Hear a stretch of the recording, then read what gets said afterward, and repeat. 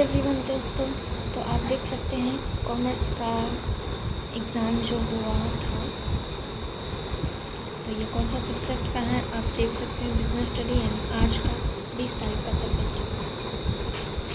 आप देख सकते हैं किस टाइप का क्वेश्चन आया है। अगर आप पूरा क्वेश्चन अच्छे से देखना चाहते हैं तो मुझे बताइएगा जरूर। आप देख सकते हैं कि सेक्शन बी में किस तरह का क्वेश्चन आया है।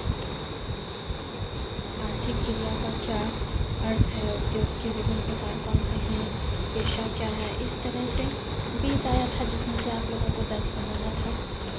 लॉन्ग आंसर में 21 से 28 तक आया था जिसमें से आप लोगों को 4 बनाने थे, और इसमें 70 था जिसमें से आप लोगों को 40 बनाना था।